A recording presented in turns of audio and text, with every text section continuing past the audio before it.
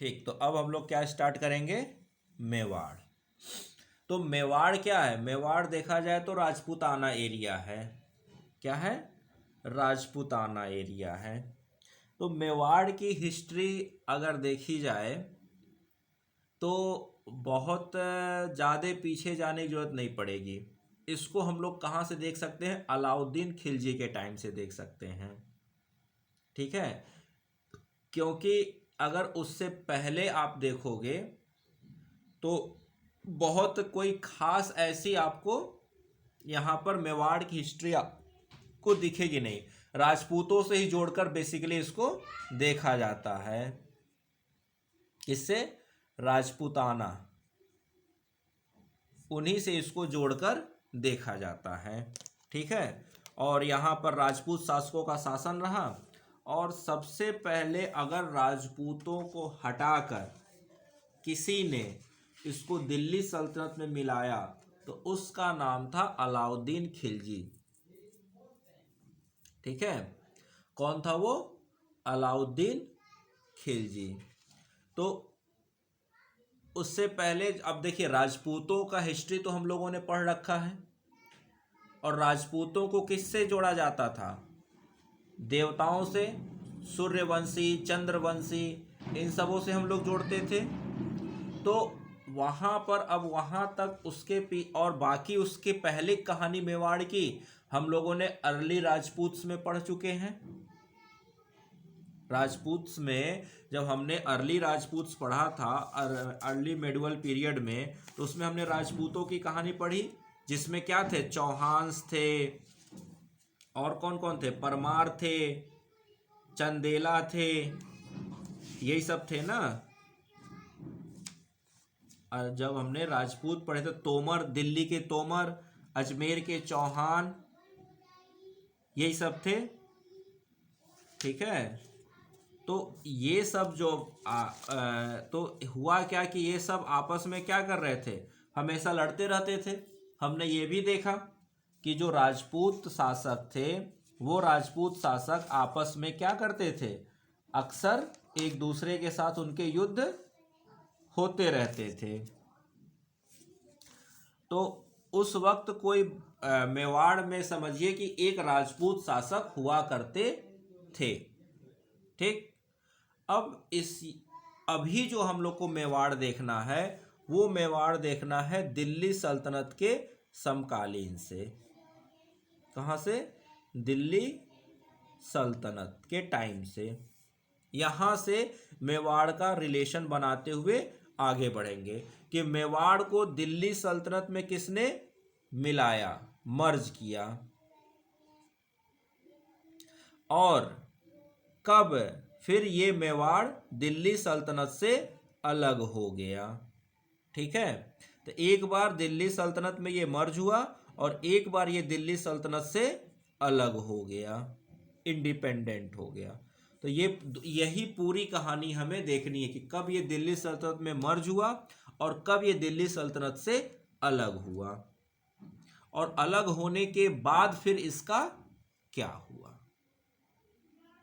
ठीक, तो पहला पॉइंट इसमें लिखिए अलाउद्दीन, देखिए अलाउद्दीन खिलजी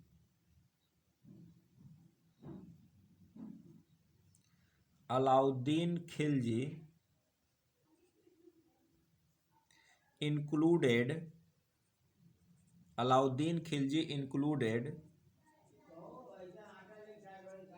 मेवाड़ into the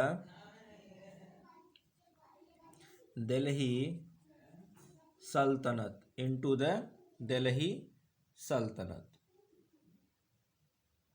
और हमने ये भी पढ़ा है अलाउद्दीन खिलजी में कि अलाउद्दीन खिलजी ने जब अटैक किया था तो उस वक्त कौन थे? राणा रतन सिंह थे। कौन थे? राणा रतन सिंह। और उन्हीं की वाइफ कौन थी? रानी पद्मिनी। ठीक है, तो लिखिए हाँ, इनटू दिल्ली सल्तनत after after defeating the ruler of Mewar,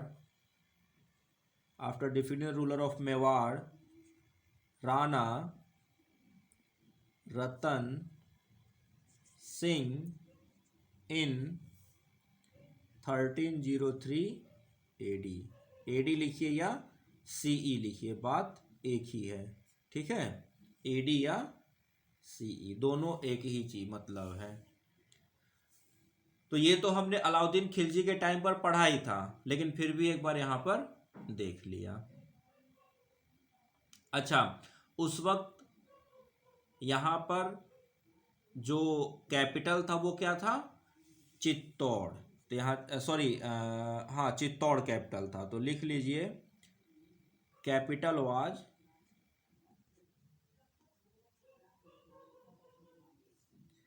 Chittor. Mewar का कैपिटल उस वक्त कौन सा था? चित्तौड़, ठीक। तो चित्तौड़ पे अटैक किया था। अब यहां से ये कंटिन्यू किसके अंडर में रहा? दिल्ली सल्तनत के कंट्रोल में रहा। अब कहानी फिर वहां पर आती है, कहां पर? मोहम्मद बिन तुगलक के टाइम पर फिर से पहुंच जाती है, क्योंकि मोहम्मद बिन तुगलक ही वो कड़ी है जहां से दिल्ली सल्तनत से सभी अलग अलग अपने आप को इंडिपेंडेंट प्रोविंसेस ने किया था। तो अलाउद्दीन के ने मिलाया और मोहम्मद बिन तुगलक यानी तुगलक डायनेस्टी के टाइम पर फिर से क्या हो जाएगा? मेवाड़ अपने आप को अलग कर लेगा,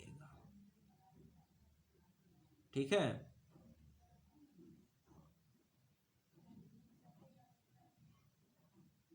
समझ में आ रही बात?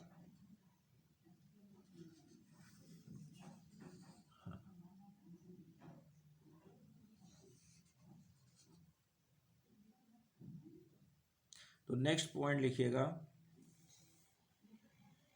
लिखिए Gehlot ruler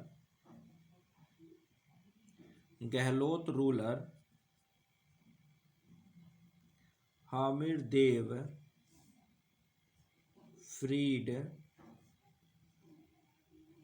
freed Mewar.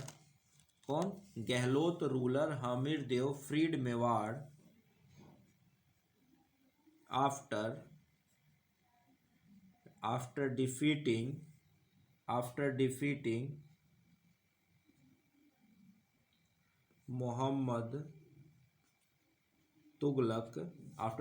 Muhammad Tughlaq and led the foundation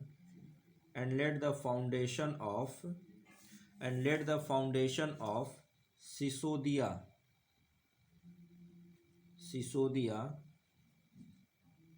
dynasty।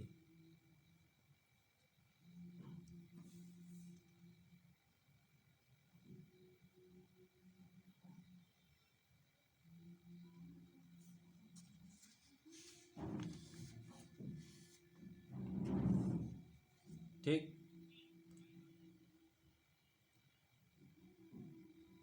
अब यहां से जब ये राणा कुंभा जो रहते हैं, ये मेवाड़ को सॉरी हरिहरा जो हामिर देव हैं, कौन? हामिर देव हैं, ये क्या करते हैं? अलग कर लेते हैं। अब इसके बाद हामिर देव के बाद एक आते हैं राणा कुंभा, जो हामिर देव के ग्रैंड सन है, यानी कि तीसरी पीढ़ी राणा कुंभा। वहां से मेवाड़ अपने बुलंदी को जाता है। देखिए, जब पहले अलग किया तो अलग करने के टाइम पे तो बहुत ज़्यादा कोई बहुत बड़ा नहीं कोई सक्सेस मिल पाती है, लेकिन टाइम के साथ आते आते 1433 में जब राणा कुंभा बनते हैं यहाँ के राजा, तब मेवाड़ अपने आप को बहुत ऊंचाई पर ले जाता है।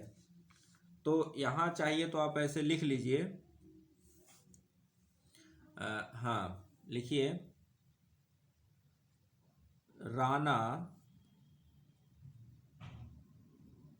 Rana हमीराज grandson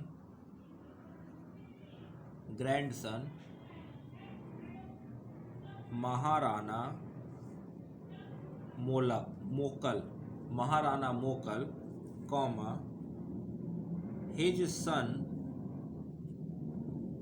Rana Kumbha ascended the throne of Mewar in 1443 CE. तो यहाँ से अब मेवाड़ क्या होगा, एक अलग पहचान के रूप में देखा जाएगा। तो आपको सिर्फ क्या याद रखना है, आपको ये याद रखना है कि मेवाड़ को दिल्ली सल्तनत में मिलाता कौन है, अलाउद्दीन खिलजी मिलाता है। किसको हराकर, राणा रतन सिंह को हराकर। उसके बाद अब आता है जब तुगलक डायनेस्टी, तो मोहम्मद तुगलक के टाइम पर कौन है कंटेम्प्ररी, हमीर देव। तो हमीर देव जो हैं ये क्या करते हैं, तुगलक को हराकर मेवाड़ को इंडिपेंडेंट कर लेते हैं। इंडिपेंडेंट करने के बाद अब उनके ग्रैंडसन, हमीर देव के ग्रैंडसन मोकल और मोकल के ग्रैंडसन मोकल के बेटे राणा कुंभा। तो आप सिर्फ ये याद रखो कि हमीर देव ने दिल्ली सल्तनत से मेवाड़ को अलग किया और उसके बाद जो राजा हैं इंपॉर्टेंट वो है राणा कुंभा। बीच के राजा अगर आप छोड़ दोगे तो आपके लिए कोई बड़ी बात नहीं होगी। आपको सिर्फ और सिर्फ क्या याद रखना है, इतनी बातें। अगर शॉर्ट में बताऊं तो मेवाड़ वाज मर्ज्ड इन दिल्ली सल्तनत, कौन, बाई अलाउद्दीन खिलजी। ठीक, देन अगला पॉइंट याद रखना है, Mewar was separated from Delhi सल्तनत, उनका नाम है क्या, हमीर देव। ठीक है, हमीर देव, ये दो याद रखने हैं। और अलाउद्दीन खिलजी ने किसको हराया, अलाउद्दीन खिलजी डिफीटेड राणा रतन सिंह, और हमीर देव किसको डिफीट करते हैं, डिफीटेड तुगलक। केवल आप ये भी लिख लोगे तो भी आपके दिमाग में बैठ जाए कि हाँ तुगलक में कौन रहा होगा, जो सबसे कमजोर तुगलक है। ठीक है, तुगलक, तो तुगलक को हरा देते हैं। अब हमीर देव के बाद जो इंपॉर्टेंट राजा है वो है राजा कुंभा। तो अगले जो राजा है आपको याद रखने, वो राजा कुंभा याद रखना है। ठीक है, तो अब यहां से आप डाल लो, लिख लो राणा कुंभा के बारे में। तो लिखिए राणा कुंभा, टाइम पीरियड लिख लीजिए 1433 टू 1468 CE। ये है राणा कुंभा, ये है राणा कुंभा। ठीक, तो इन्होंने मेवाड़ को एक अच्छा क्या बनाया, राज्य के रूप में, इंडिपेंडेंट राज्य के रूप में डेवलप किया और काफ़ी बड़ा इसका फैलाव किया।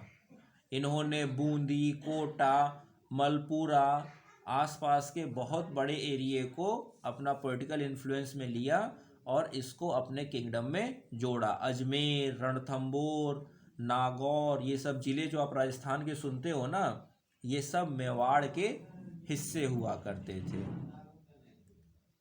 ठीक है ना। हाँ, तो नेक्स्ट पॉइंट लिखिए, राणा कुंभा के बारे में लिखिएगा। राणा कुंभा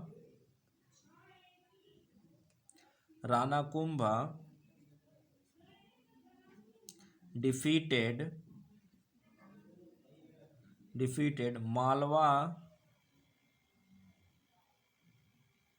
महमूद खिलजी। मालवा के महमूद खिलजी को राणा कुंभा ने हराया था। And brought him to Chittor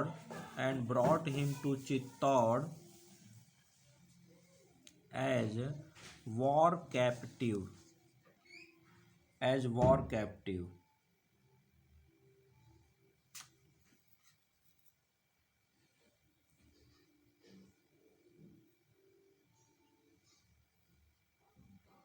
ठीक। और ये ऐसा क्यों किया था, राणा कुंभा ने ऐसा क्यों किया था? तो ये जो था ना बंदा महमूद खिलजी मालवा का, इसने क्या किया था, एक बंदे को वहाँ पर शेल्टर दिया था जो राणा कुंभा के पिता मोकल का हत्यारा था। मोकल का जो हत्यारा था उसको महमूद खिलजी ने अपने यहाँ शेल्टर दे दिया था। तो इस वजह से इसने क्या किया, इसको महमूद खिलजी को हराया भी और बंदी बनाकर मेवाड़ लेकर आया। सब ठीक है। तो ये कहानी है इसमें। नेक्स्ट लिखिएगा, जब इसने ये काम किया क्या, महमूद खिलजी को हराने का, तो इन्होंने एक कंस्ट्रक्शन करवाया। तो लिखिए,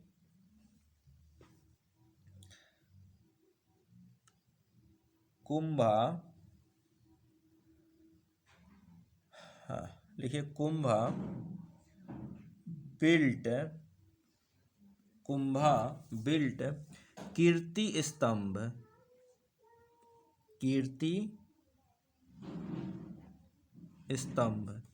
कुंभा बिल्ट कीर्ति स्तंभ और विजय स्तंभ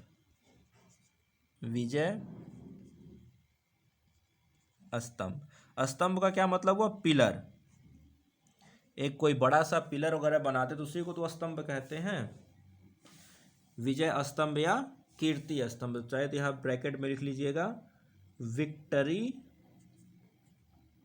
पिलर। इंग्लिश में क्या कहेंगे, विक्ट्री पिलर, यादगार के रूप में कि भाई वो हमने बनवाया और उस पर हमने ये सारी बातें लिखी कि हमने किसको हरवाया है और किसके उपलक्ष्य में ये हम बनवा रहे हैं। पहले का तरीका यही था, किसी चीज़ को कॉमेमोरेट करने के लिए आप क्या करते हो, वहाँ पर कुछ ना कुछ, आज भी वही किया जाता है, या तो उस दिन को हम किसी रूप में सेलिब्रेट करते हैं। जैसे अभी 14 नवंबर बीता, तो 14 नवंबर को चिल्ड्रंस डे के रूप में सेलिब्रेट करते हैं। तो क्यों करते हैं, क्योंकि उस दिन हमारे पहले प्रधानमंत्री श्री जवाहरलाल नेहरू जी का बर्थडे है। तो हम उसको यादगार बनाने के लिए क्या करते हैं, चिल्ड्रंस डे के रूप में मनाते हैं। ऐसे ही और भी कई लोग हैं, हर किसी के लिए कुछ न कुछ इम्पोर्टेंट है, उसको हम उस रूप में सेलिब्रेट करते हैं। तो इनके लिए मेवाड़ किंग को हराना एक बहुत बड़ी बात थी, तो उसको कॉमेमोरेट करने के लिए इन्होंने क्या बनवाया, एक विजय स्तंभ, विक्ट्री पिलर बनवाया। ठीक है, कब बनवाया, in 1448 CE at Chittor to memorize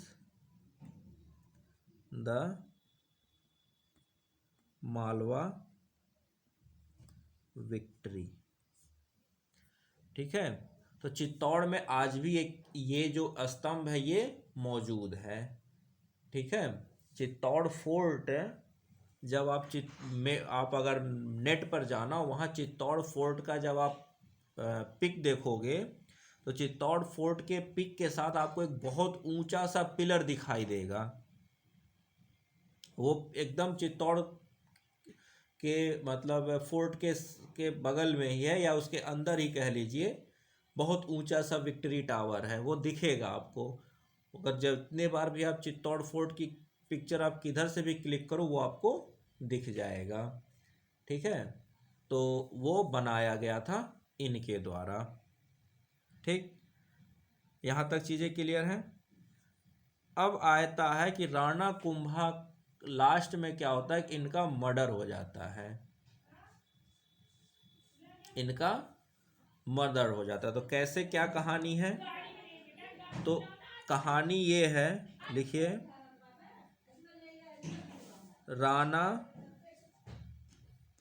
Rana Kumbha was murdered. Rana Kumbha was murdered by his son उदय। अपने ही बेटे उदय के द्वारा इनकी हत्या कर दी जाती है। क्यों? क्योंकि उदय जो रहता है वो थ्रोन को जल्द से जल्द पाना चाहता है, तो कॉन्स्पिरेसी का शिकार बनता है और फिर वो क्या करता है, अपने ही पिता की हत्या करके गद्दी पर बैठ जाता है। बट ये लंबे समय तक नहीं चलता। तो क्या कहानी होती है? तो अब आप लाइन चेंज करके लिख लीजिए, कि उदय वाज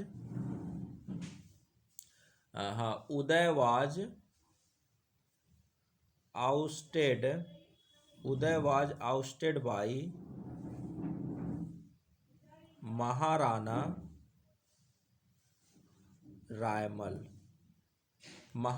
रायमल। ये कौन है? Younger son of Rana Kumbha. तो पहला बड़ा बेटा उदय जो अपने पिता की हत्या करके गद्दी पर बैठा, लेकिन उसको उसके छोटे भाई राणा रायमल ने हटा दिया। अब रायमल जो होता है ये भी लंबे समय तक नहीं बच रहता है। ठीक है, क्योंकि कॉन्फ्लिक्ट दोनों भाई में बना रहता है। तो इसी कॉन्फ्लिक्ट के बीच में राणा सांगा, राणा सांगा कौन है? Son of Raimal became ruler of Mewar. तो कहानी शुरू होती है राणा कुंभा से। राणा कुंभा की हत्या करते हैं उदय, जो राणा कुंभा के बड़े बेटे हैं। अगर आपको मैं इसको थोड़ा सा आपको ऐसे चलेगी, राणा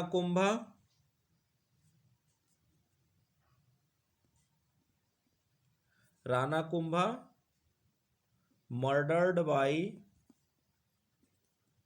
हिज एल्डर सन, कौन? Uday. Then Uday was ousted by his brother, कौन है? रायमल। एंड आफ्टर रायमल कौन आएगा? राणा सांगा, कौन है? Son of Raimal. तो बहुत जल्दी बदलते हैं। तो 1508 में, कब? 1508 CE में राणा सांगा गद्दी पर बैठ जाते हैं। तो राणा कुंभा की डेथ हो रही है कब? अभी बताया ना राणा कुंभा का टाइम 1468, और 1468 के बाद 1508 यानी कि 40 साल के अंदर में एक दो तीसरा राजा आ जाता है। यानी वही ज़्यादा नहीं, 5 साल 10 साल ऐसे ही कार्यकाल रहता है इन लोगों का। तो अब जो राजा आते हैं ये होते हैं, इनका नाम है राणा सांगा, जो बहुत ही ज़्यादा मजबूत और कहिए तो बहुत ही ताकतवर और एकदम से क्या कहा जाए तो मतलब कहा जाए कि इन्होंने पूरे मेवाड़ को बहुत बड़े एरिया में फैला दिया था, और मेवाड़ उस वक्त का सबसे मजबूत राज्य बन चुका था राणा सांगा के कंट्रोल में। कहानी यहाँ तक कही जाती है कि उस वक्त मेवाड़ राजपूताना शासकों को कंट्रोल किया करता था। जितने भी राजपूताना क्या कहते हैं प्रोविंस थे, उनका लीडर कौन हुआ करता था? तो मेवाड़ हुआ करता था। तो अब हम लोग पढ़ेंगे किसके बारे में? मेवाड़ के राणा सांगा के बारे में पढ़ेंगे। हम लोग पढ़ रहे थे मेवाड़, और मेवाड़ में अब हम लोग किसके बारे में पढ़ेंगे? राणा सांगा के बारे में पढ़ेंगे। राणा सांगा का टाइम पीरियड 1508 टू 1528, 20 साल में इन्होंने बहुत भयंकर तरीके से क्या किया था? पूरी तरह से इन्होंने चारों तरफ से मेवाड़ को एक्सपेंड किया था और सभी को अपने लगभग अंडर ले ही लिया था, या जो नहीं थे वो इनके कंट्रोल में ही रहते थे। ठीक है, तो उतना ज़्यादा बैकअप के बारे में नहीं जानना। तो ये तो हम समझ गए कि राणा सांगा किसके हो गए? राणा कुंभा के ग्रैंडसन हैं। Rana Sanga was the grandson of Rana Kumbha, चाहे तो यहाँ लिख सकते हैं grandson of Rana Kumbha. ठीक है, कैसे हैं तो हम बताया। पहले एल्डर ब्रदर उदय ने राणा कुंभा की हत्या की, उदय को हटाकर रायमल आए, और रायमल को के बाद उनके रायमल के बेटे राणा सांगा जो क्या हो गए? अल्टीमेटली राणा कुंभा के ग्रैंडसन हो गए। अब यहाँ पर मेवाड़ जो है ये बहुत तेजी से आगे बढ़ता है, और राणा सांगा का वॉर किससे होता है? दिल्ली सल्तनत के रूलर इब्राहिम लोधी से होता है। किससे होता है? इब्राहिम लोधी से होता है। तो लिखिए, तो अगर आपसे पूछा जाए कि राणा सांगा के कंटेम्प्ररी दिल्ली में कौन था, तो आप क्या लिखोगे? इब्राहिम लोधी। तो लिखिए राणा सांगा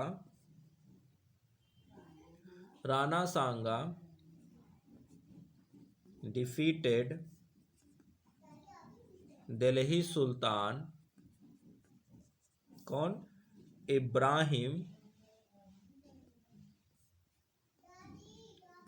Ibrahim Lodhi in 1518 CE, in 1518 CE at घटोली। ये जगह है घटोली। कहाँ है घटोली? तो अभी करंट में ग्वालियर के नज़दीक, नियर ग्वालियर के नज़दीक जगह है घटोली। वहाँ पर वॉर हुआ जिसमें राणा सांगा ने इब्राहिम लोधी को हरा दिया। क्योंकि जब हमने दिल्ली सल्तनत पढ़ा था तो हमें ये पता था कि इब्राहिम लोधी ने दिल्ली सल्तनत का एक्सपेंशन का काम किया। मोहम्मद बिन तुगलक के जाने के बाद फिरोज शाह तुगलक ने कुछ खास एक्सपेंशन का काम नहीं किया। उसका एक ही था कि उसने बंगाल के सुल्तान को बनारस से आगे बढ़ने से रोका, और कोसी को क्या किया? बंगाल और दिल्ली सल्तनत की बाउंड्री बनवाई।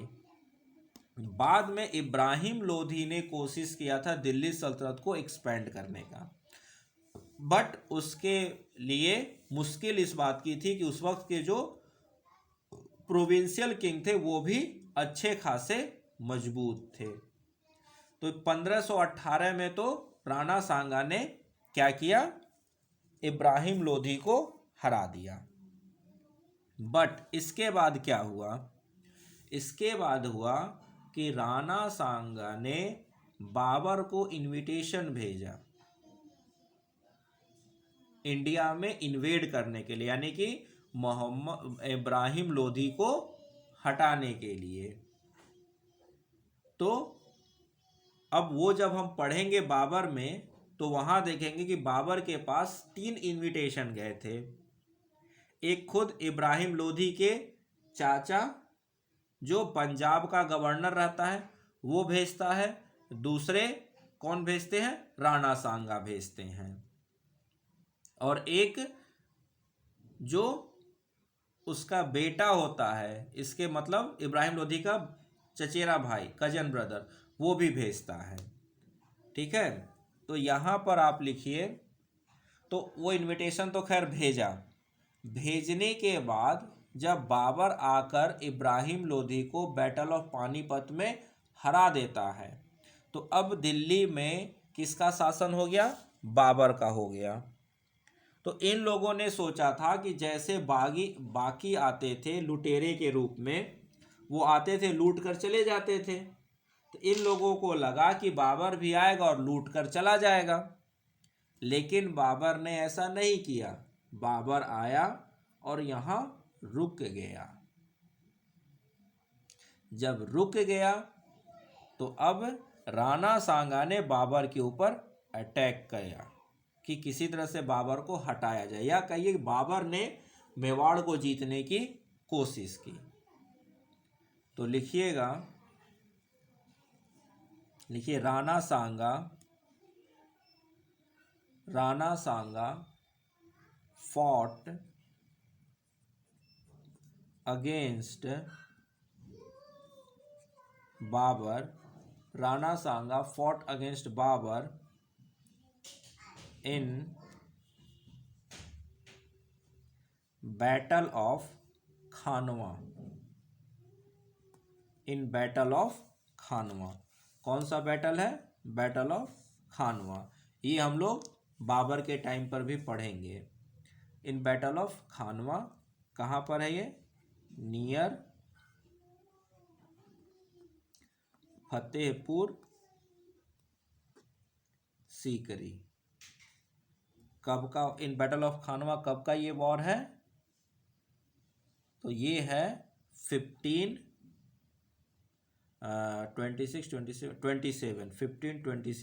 CE। तो 1527 में राणा सांगा और बाबर के बीच में युद्ध होता है, बैटल ऑफ खानवा, जिसमें बाबर की जीत होती है। ठीक है, किसकी जीत होती है, बाबर की जीत होती है। हाँ, और तो इसमें चाहे तो लिख लीजिए कॉमा करके, Babar won the battle, Babar won the battle। और ये वहाँ से निकल कर किसी तरह से बचकर भागते हैं और वहाँ चले जाते हैं मालवाड़। वहाँ पर फिर अपना छोटा सा वो सब चलाते हैं, लेकिन बाद में फिर बाबर भी कमज़ोर हो जाता है। बाबर क्या कमज़ोर होता है, बाबर का हुमायूं को शेरशाह सूरी हटा देते हैं, तो फिर मुग़ल सल्तनत ख़त्म हो जाता है। तो फिर से ये लोग अपने आप को थोड़ा मजबूत करते हैं, और मजबूत करते हैं तो कौन आते हैं, महाराणा प्रताप आते हैं। कौन आते हैं, महाराणा प्रताप आते हैं। और महाराणा प्रताप जब आते हैं तो उनका बैटल होता है किसके साथ, अकबर के साथ होगा, जिसको बैटल ऑफ हल्दी घाटी कहा जाता है। क्या कहा जाता है, बैटल ऑफ हल्दी घाटी। तो मेवाड़ एक ऐसा राज्य है जो बहुत अंत तक जाकर, जहांगीर के टाइम पर जाकर क्या करता है, दिल्ली मुगल सल्तनत की सोवर्निटी को एक्सेप्ट करता है। नहीं तो अकबर भी महाराणा प्रताप को हरा तो दिया था, लेकिन उन्होंने कभी भी ये इनकी सोवर्निटी को स्वीकार नहीं किया था। ठीक है, वो सोवर्निटी को स्वीकार करने को राजी बिल्कुल नहीं थे और किया भी नहीं था अपने अंतिम समय तक। तो यहाँ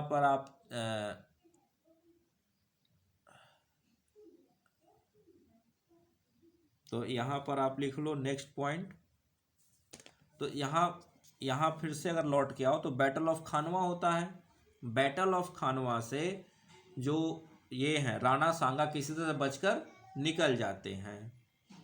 ठीक है, राणा सांगा किसी तरह बचकर निकल जाते हैं। राठौर ग्रुप जो रहता है मारवाड़ का, वो इनको बचा ले जाता है। ठीक है, और ये फिर से अपनी एक क्या बनाते हैं, एक आर्मी डेवलप करते हैं। कौन? राणा सांगा। राणा सांगा फिर से एक अपनी आर्मी डेवलप करते हैं और अगेन बाबर के ऊपर अटैक करते हैं। कब? एक साल बाद 1528 में। किसकी मदद से? मेदिनी राय की मदद से, जिसमें फिर से बाबर की जीत होती है। और बाद में ये कमजोर पड़ जाते हैं, बीमार पड़ जाते हैं और उसी तरह से इनकी मौत हो जाती है युद्ध के कैंप में ही। तो बाबर के खिलाफ इनकी जो लड़ाई थी ये सुसाइडल कही जाती है। तो चाहे तो इसको भी लिख लीजिए, लिखिएगा। इन 1528 CE, in 1528 CE Rana Sanga again fought with Babur at Battle of Chanderi,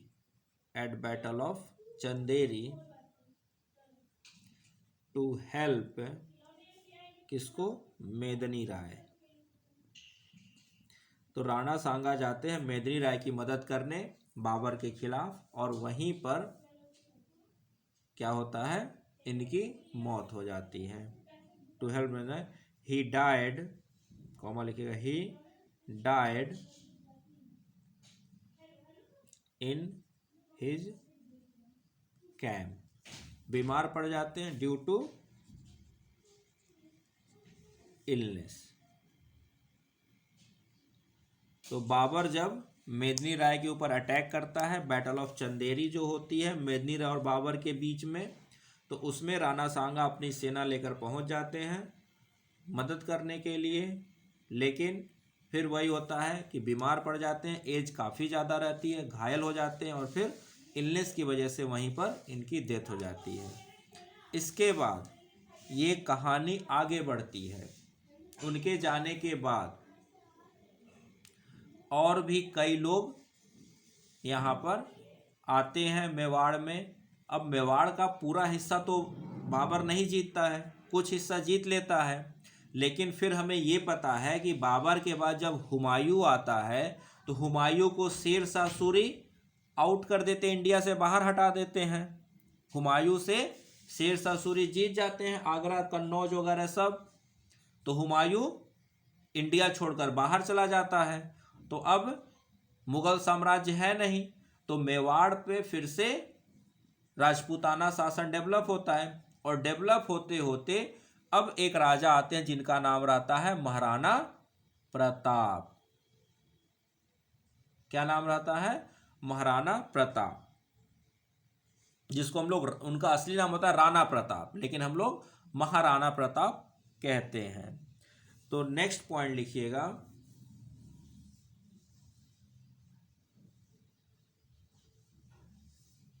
लिखिए Rana Pratap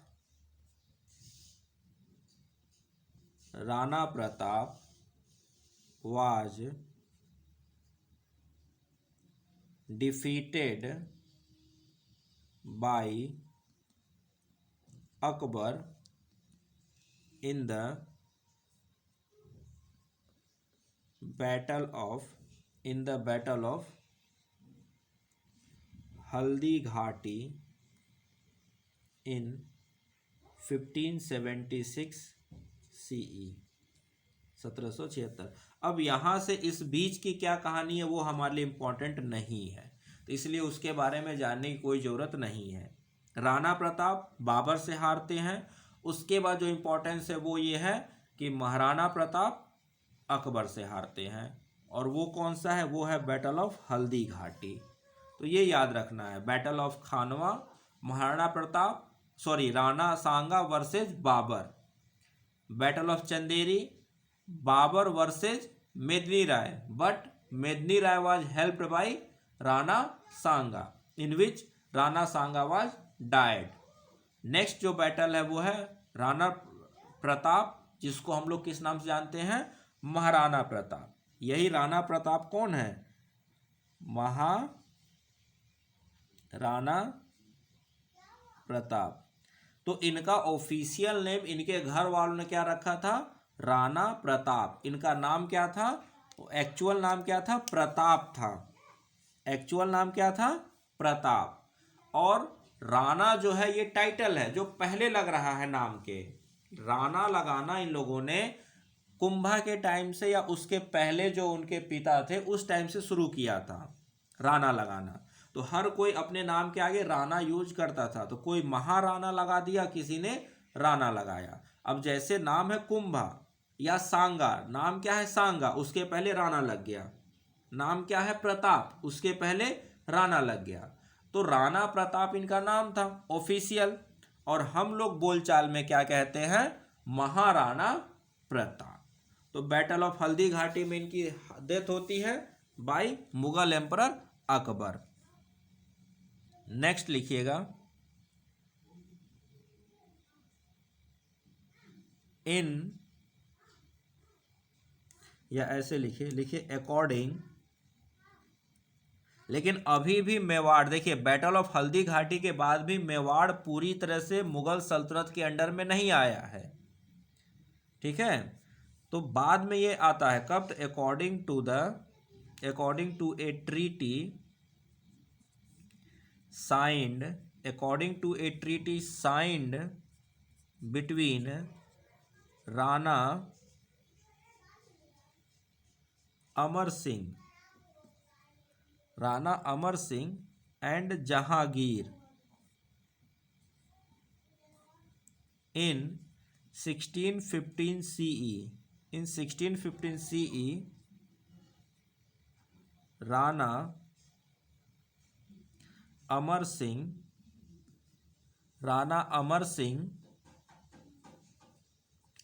accepted the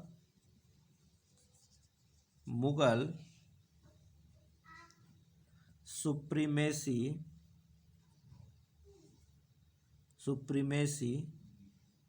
over Mewar.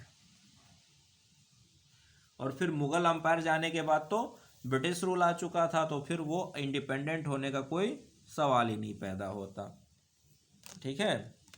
तो कहानी शुरू हुई कब से, अलाउद्दीन खिलजी ने मेवाड़ को क्या किया, दिल्ली सल्तनत में मिलाया 1303 से। उसके बाद कहाँ से हुई, 1303 अलाउद्दीन खिलजी ने क्या किया, मिलाया मेवाड़ को दिल्ली सल्तनत। लेकिन उसके बाद क्या हुआ, किसने अलग किया, तो बताइए, जल्दी बताइए, क्या नाम है, अभी लिखवाया हूं, क्या नाम लिखवाया था, हमीरा, राणा हमीरा ने 1314 में अलग कर लिया, ठीक है। और उसके बाद क्या हुआ, उसके बाद उनके मतलब ग्रैंडसन मोकल आए, मोकल के बाद उनके बेटे राणा कुंभा आए। राणा कुंभा ने मेवाड़ का बहुत बड़ा प्रचार प्रसार किया, और इन्होंने एक विजय स्तंभ, विक्ट्री पिलर भी बनाया जब इन्होंने मालवा के राजा को, सुल्तान को हराया। उसके बाद राणा कुंभा की हत्या कर दी जाती है उनके बड़े बेटे उदय के द्वारा। उदय को उनके छोटे भाई के द्वारा गद्दी से हटा दिया जाता है रायमल द्वारा, और रायमल का बेटा राणा सांगा फिर गद्दी पर बैठता है। और राणा सांगा का युद्ध किससे होता है? पहले इब्राहिम लोधी से, जिसमें राणा सांगा की जीत होती है। इब्राहिम लोधी के बाद फिर होता है बैटल ऑफ खानवा, जिसमें राणा सांगा और बाबर, राणा सांगा की हार होती है।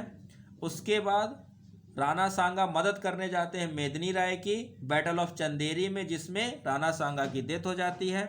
उसके बाद मेवाड़ की कहानी बहुत ज़्यादा हमारे लिए कोई खास नहीं है, काफ़ी ज़्यादा उसमें राजा आते जाते रहते हैं, उससे हमें इम्पोर्टेंट नहीं रखना है। उसके बाद हमारे पास जो इम्पोर्टेंट होता है कि महाराणा प्रताप और अकबर के बीच में बैटल ऑफ हल्दी घाटी होता है, जिसमें महाराणा प्रताप की हार होती है। पर फिर भी अभी भी क्या है, मेवाड़ मुगल सल्तनत के अंडर में नहीं आता। लास्ट में जब कौन ट्रीटी साइन होती है किसके बीच, राणा अमर सिंह और जहांगीर के बीच में, तब जाकर मेवाड़ मुगल सल्तनत की सुप्रीमेसी को एक्सेप्ट करता है, और उसके बाद क्या होता है, ये मुगल सल्तनत के कंट्रोल में चला जाता है। लेकिन सुप्रीमेसी एक्सेप्ट करने का मतलब ये मत समझिए कि पूरी तरह से, केवल एक्सटर्नल मैटर्स, इंटरनल मैटर के लिए अभी भी वहां पर राजा है। तो इस तरह से ये मेवाड़ की कहानी खत्म होती है। ठीक है, इतनी सी है मेवाड़ की कहानी। ओके, याद रहेगा। चलिए अब आते हैं नेक्स्ट प्रोविंस पर।